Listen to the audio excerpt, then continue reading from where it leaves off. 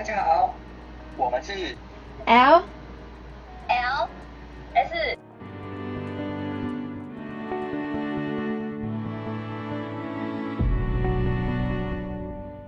Very nice and sunny. Oh, awesome. It's pretty late. It's about 10 o'clock Yeah, this here. is our office. Oh. These so are when we catch animals, that's what we use to keep them in, and then we bring them to the forest. Oh. So mostly it's small animals? Well, we work with sloths, anteaters, and armadillos, mostly. And then sometimes we, if there's an animal very sick, we would pick up a monkey and bring it to the vet. And then we also work with Brazilian porcupines. These are porcupines that climb in trees. So that's the other animal we work with. And we also work with dolphins, manatees, and sea turtles, but we don't catch them. So the animals that we catch are animals that are, for example, sitting in somebody's garden or on their fence, sometimes in their kitchen. And so then we get a call if we can come and collect the animal, and we bring them to the forest. Oh, so it's not like for injured animal. It's more like the people wanted you guys to take them. Yeah, sometimes the animals are injured if they are hit on the road. Then we also get the animal, then we need to care for them for a while until they are better, and then we let them go. Oh, that's so cool. Okay, so now maybe we can introduce ourselves. Okay, so I will introduce ourselves. My name is Yuni, and guys, I'm Tiffany. Hello, I'm Xavier. So my name is Monique Pool, and I'm the founder and director of the Green Heritage Fund Suriname. I started 15 years ago with this. I had a small baby sloth that was orphaned. We don't know where his mother was, but somebody was walking around with it, and I took care of it for 2 years, and then it died. And I was wondering why it died, because normally they can become 20 to 30 years old. And so I started doing research, and I was doing more rescues. Everybody started calling me to help the animals. Oh, that's so cool. Yeah. So you have sloths around your place? Yeah, not now. Because now we have the office here, and then we separately have a rehabilitation center where they can stay for longer, where they are very close to the forest. But before that, it used to be in my house. And so in my house, I had lots of animals, and in my garden, I had animals. But now we have separated that because that is better for me and it's better for the animals. So what inspired you want to establish this charity to save the animals? Yeah, so I saw that on the internet, people really like sloths. So there's a lot of material about them. And in my opinion, if a wild animal's image is used, and for example, if I would make a book about it and earn money with that, that money is not for me, because the money is for the animal, because it's the image of that animal.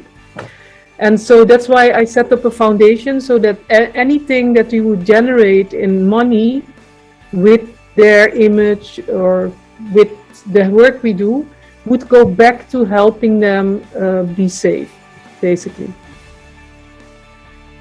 it sounds like during saving the animals, it can learn a lot from it.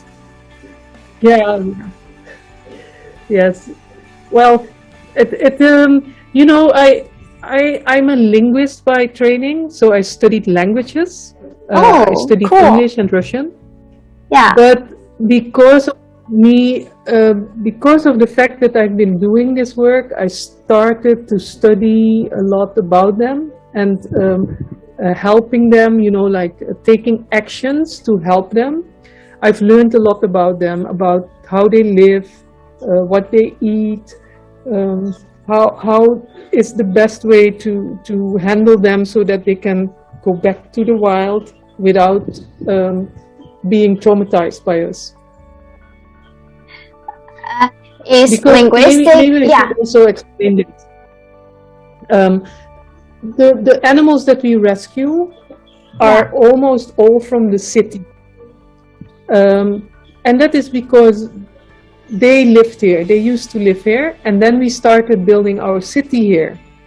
And so they are losing their habitat. And because of the fact that they are losing their habitat, then, you know, they get in trouble, so to say. But it's not really trouble because it's not their fault, because we are cutting down their forest. And so then we need to help them find a place where it's safe for them, a forest that is not going to be cut down, and where they can continue their lives. With this particular animals that we work with anteaters, sloths, and armadillos, it's easy because they are solitary animals. They don't live in groups, in social groups. So once the animal is an adult and healthy, I can just take it and bring it to another location. If they were monkeys, monkeys live a social life. They live in a social group, which means that you would first have to teach them to be social with each other, and then you can bring them to the forest and then see how that goes. So in a sense, we have a reasonably easy job because the animals we work with are solitary, and once they are past a certain age, they have a lot of skills to survive. Yeah, it sounds awesome. So, as you mentioned linguistic before, I want to ask, is linguistic work on animals or... Yeah. Well, maybe? What I do, because I'm a translator and the interpreter, so that's how I earn my money, and all the work I do with the animals, most of it is volunteer work. Oh. So it's yeah. Okay, thanks. And I want to ask how to cooperate with the school and provide guest course or lectures.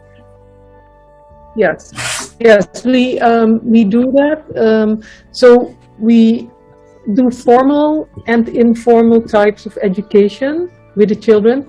We have a program where we go into the field with them and teach them how to do monitoring in the field, following specific protocols. It's from a very big science education project which is called Global Learning and Observations to Benefit the Environment. But we also go to schools where we provide then a guest lecture. At the university we do that as well, provide guest lectures. But also primary schools, secondary schools, and other schools. We go and then we teach them about the animals that we work with. So how long will the training be? Well, it depends, and actually we are now setting up some online learning courses about sea turtles, about sloths and anteaters and this group of animals that we work with, so that people can follow a course at their own pace. It will be specifically aimed at young people from the age of 6 to 15, 16 years old. But we will also try to work with teachers, because if we can have teachers that want to teach this material, then they can bring it to their classroom and integrate it in what they're doing. We have a little book, and I have it right here. Oh, thank you. This book is about the Sea of Suriname, and it's written in Dutch. It's about dolphins and what you can see at sea, and it would be really good for teachers to use that in the classroom, because we don't have a lot of material about animals in the sea, etc. So we're working on all those things, that, like from ocean literacy to teaching how to interact with wildlife, and basically leave them alone, leave green areas for the animals so that they can survive, to teaching how you as a young person can monitor the environment, take notes, really, document what you see, either by using your telephone, but also by taking measurements, real measurements, like for the pH, the dissolved oxygen of water bodies, and make small study projects, like research projects. For example, I see a dolphin only when the pH is a certain level, or when the salinity is a certain level. And if the salinity is lower, then we never see the dolphins. And then you know that for the dolphins to occur in that specific area, the salinity of the water needs to be at a certain place. And so you can do a lot of these things yourself. There are protocols you can find online. You follow that so that your data can be used by scientists, or you yourself can become a scientist. So we can use the data or the science project, right? Yes. Are the courses came from like the issues that happen around your communities, or like how did the courses being thought and being designed? Yeah, so we developed the courses ourselves. For example, my colleague has developed a course about sea turtles, because we want to take people to the beach, especially young people, so they can see what a sea turtle is. I'm sorry about the alarm. I hope it doesn't disturb too much. It's okay. So that they can see for themselves what a sea turtle is experiencing when it comes to land to lay its egg, and then goes back again. And so better understand why we need to protect it. So part of that course is theory. So they do 3 days of theory before they go to the field and do some measurements in the field. So we try to make it very practical. So we don't teach only theory courses. We try to do theory and practice, because that makes it more interesting. But it's a lot of work to develop a course. Sounds pretty fun. I hope we have that kind of courses. Yeah. What about, is it because there's a lot of animal around like your place, so you can develop so many kinds of... Yes. We live in Suriname is a tropical country, and tropical countries have a high biodiversity, so there's lots of different animals. For example, the trees that you see behind me there, there's a whole family of iguanas that live there. Oh, really? And when these mango trees, yes, and so when the mangoes bloom and have fruits, then we see the whole family comes down to eat the mangoes. Wow. And then when you come here and they see you, then suddenly they all fly away back into the trees. And so it's a very interesting thing to watch and to document. So this would be something to like somebody could do a small study project on this. How many are there? How many are females and how many are male? Things like that. You could do a whole project about just the animals here and describe that. And so once you develop that, then you can tell children to do this at home. Because in Suriname, we have lots of trees, and most people have a tree in their garden. And so they could observe birds, see how often do the birds come, how many are there, what species of bird. And so this helps to create people who are not just living and not seeing, but are people who actually start observing their surroundings, and then you start to appreciate it more. I think a lot of what you will see is that if you start observing one animal that you regularly see in your garden, you will see that these animals have personalities, and they have characters, they interact in certain ways with each other, and that is very interesting. For somebody to see that it's not just a bird, it's a bird with character, or it's this iguana family with small ones, big ones, a few males and a few females, and you can see how they interact. Maybe some steal food from the others, and things like that. Or when the big one comes, then the others run away. It's very interesting to see that they actually have a way of communicating with each other and interacting. Yeah. It sounds like the environment around us can inspire us a lot. Yes. Even, very simple, even if you live in the city, I think you will find still that even though there's maybe a lot of not a lot of grass and trees, that you will still see that nature is trying to survive. Yeah. What is trying to survive? Birds? Yeah. That nature will try to grow and live. Yeah. Ah, cool. And I want to ask, is there any requirement for the people who want to volunteer in your project? No, so we have people who volunteer from a distance. For example, we have graphic designers and people with other skills. We have some education specialists who help us with setting up courses and visitor experiences. And those things can be done from a distance.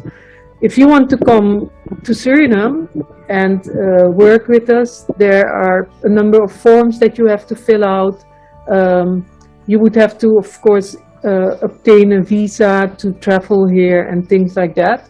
But in principle, once you are over 18 years old and are an adult, you can become a volunteer with us. You sign a liability waiver form also, because accidents happen, and we want to be sure that people understand that we are not rich, we are not going to treat you badly, but we also want to limit the liabilities that we can have so that you yourself can take insurance. Because after all, we do work with wild animals, and wild animals can be unpredictable. So the volunteers don't have to be very professional in animals, right? No, if you come, you will gradually learn from us how to behave around the animals. And so what we normally do, we start when you come and volunteer with us. When we have a rescue, you can come with us, and for example, we'll ask you to take films only, so that you can see what happens. And gradually, then you will maybe become more involved in helping with the rescues. Yeah, sounds really heartwarming. What about? And for example, dolphin work, dolphin and sea turtle work, there you don't really interact that much with the animals. You just watch, write down what you see, and take measurements. And so that is very easy. That is something we teach our volunteers how to do that. Oh, okay. Tiffany, you want to ask a question, right? Oh, can I ask? Except for volunteers and going to school, do you have any workshop that can include not only students? Yeah, so we do have, for example, sometimes we participate in a fair where people can come and there's activities. We recently had on World Ocean Day, we had the virtual conference and everybody could participate, and there were stands, people could go to a booth and see what other people are doing. It was specifically aimed at reducing or actually land-based sources of pollution, so reducing plastic use and discarding of plastic in the environment. So those videos are up on YouTube, so people can still go and see those presentations. And yeah, we do. I recently gave a talk at a library in the US.